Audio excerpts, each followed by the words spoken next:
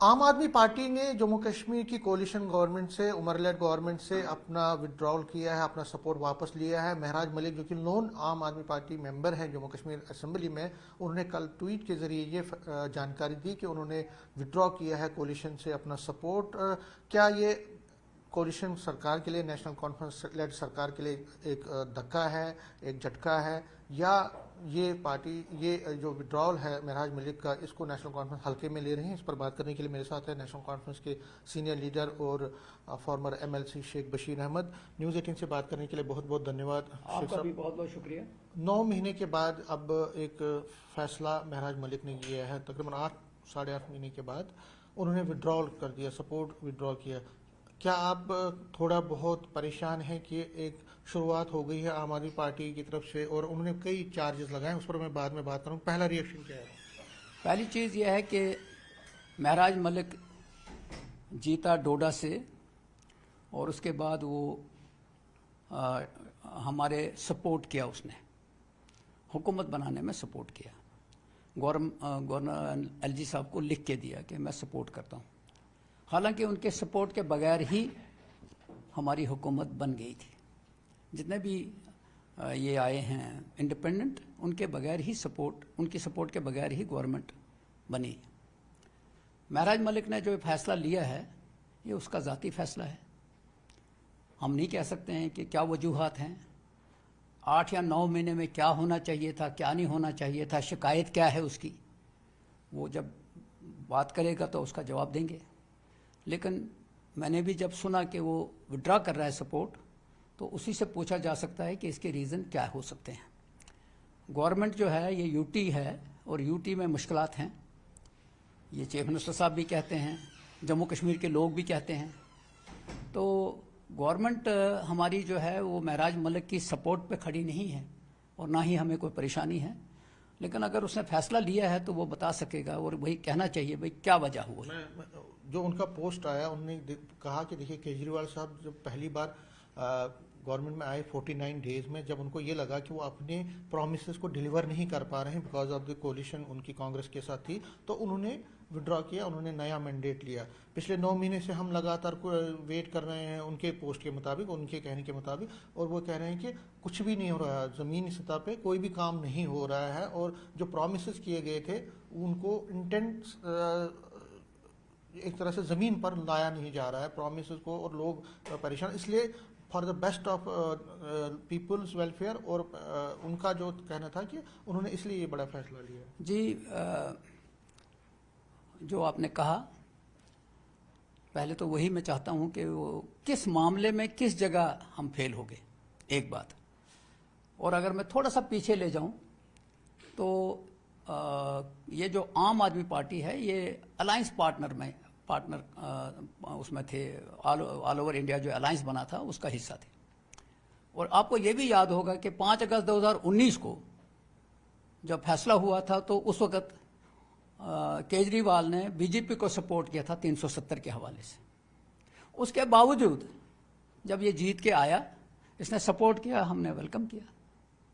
और अगर वो ये समझता है कि ये किसी और से ये यहाँ नहीं कामयाब हुआ, किसी और से लेगा, तो उसको कोई रोक नहीं सकता क्योंकि एमएलए है। लेकिन इस वक्त तक ऐसी कोई चीज़ नहीं है जिसका वो दावा कर सकता है कि हम यहाँ फेल हो गए, क्योंकि 5-6 महीने में तो ये सिस्टम ठीक करने में टाइम लगता है। बजट पेश हुआ, वहाँ उसने तकरीर की, वहाँ वो था, उसमें कोई उसको नहीं लगा। तो मैंने इसीलिए पहले ही कहा कि जब तक वो खुल के सामने नहीं आएगा कि क्या वजूहात हैं, उसके स्टाइल से नहीं चला जा सकता, उसके स्टाइल से हुकूमत नहीं की जा सकती। हुकूमत जो है ये, इसमें बहुत से लोग हैं, दूसरे भी हैं, उनके साथ भी चलना है। हुकूमत अपने जो वादे हैं वो पूरे करेगी। लेकिन ये जो है क्या नाम है, महराज मलिक स्टाइल नहीं। महराज मलिक स्टाइल नहीं। 2 सवाल और हैं। एक और सवाल ये है कि कहा जा रहा है कि जो अभी कंट्रोवर्सी हुई थी कुछ दिन पहले, जिसमें उनके खिलाफ डॉक्टर्स ने शिकायत एफआईआर भी दर्ज किया था, उसके बाद उन्होंने आपके कई मंत्रियों से, जो कंसर्न हेल्थ मिनिस्टर हैं, उनसे भी बात करने की कोशिश की, लेकिन फ़ोन नहीं उठाया गया। जो अंदर के सोर्सेज कह रहे हैं, उसकी वजह से वो आहत हुए। कहा जा रहा है कि उन्होंने कई मिनिस्टरों से रब्ता करने की कोशिश की, एमएलए से, आपके लोगों से, लेकिन उनको रेस्पॉन्स नहीं मिला। उसी से आहत वो हुए और उन्होंने ये फैसला लिया। मैं समझता हूं कि उन्होंने जो शिकायत की है, अगर वाकई ही इस तरह का है तो उसको धैर्य रखना चाहिए, उसको लिख के देना चाहिए गवर्नमेंट को कि भाई क्या चीज़ है। किसी जगह जाके वो किसी के साथ भांगड़ा करेगा, उसके बाद कहेगा आओ जी एक्शन करो, ऐसा हो नहीं सकता। किस दुनिया में रह रहे हैं हम?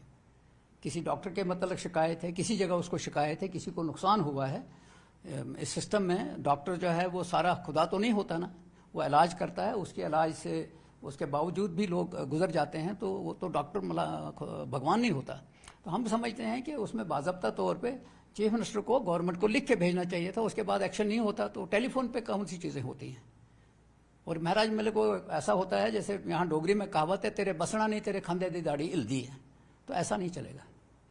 लास्ट में पूछना चाहूँगा कि ऐसा भी कहा जा रहा है कि जो महराज मलिक के लोग हैं वो ये कह रहे हैं, क्योंकि वो बीजेपी के बहुत खिलाफ बोलते थे, उमर साहब कंफर्टेबल नहीं थे, क्योंकि वो अपनी जो एक कोशिश है उनकी अभी स्टेटहुड रेस्टोरेशन की, उसके लिए वो बीजेपी के साथ अच्छे रिश्ते रखना चाहते हैं। लेकिन महराज मलिक कहीं ना कहीं बीजेपी के खिलाफ जो बात कर रहे थे उससे असहज महसूस करते थे उमर अब्दुल्ला साहब और नेशनल कॉन्फ्रेंस के लोग। ऐसा नहीं है, ऐसा कुछ भी नहीं है। ना किसी को रोका जा सकता है कि तुम किसके खिलाफ बोलते हो, किसके खिलाफ ना। क्योंकि कोलिशन में हिस्सा थे वो, इसलिए असहज महसूस। कोई ऐसी बात नहीं हुई है, कोई ऐसा मुझे नहीं लगता है कि उमर साहब ये कहेंगे कि आपने बीजेपी के खिलाफ। यह उसकी जाती राय है, वो कर सकता है, उसमें क्या है। कोई ऐसी मुझे नहीं लगता है कि ऐसा है।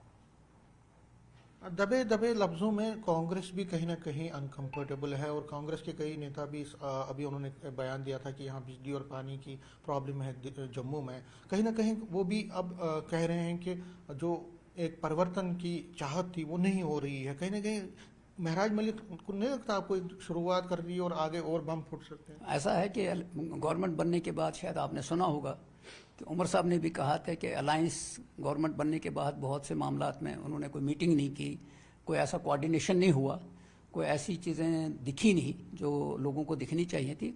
पानी और बिजली की शॉर्टेज ये सिर्फ नेशनल कॉन्फ्रेंस के ज़माने में नहीं, ऐसा आज तो नेशनल कॉन्फ्रेंस के ज़माने में इम्प्रूव्ड पोजीशंस हैं। इससे पहले तो ये कब नहीं थी, किस ज़माने में नहीं थी।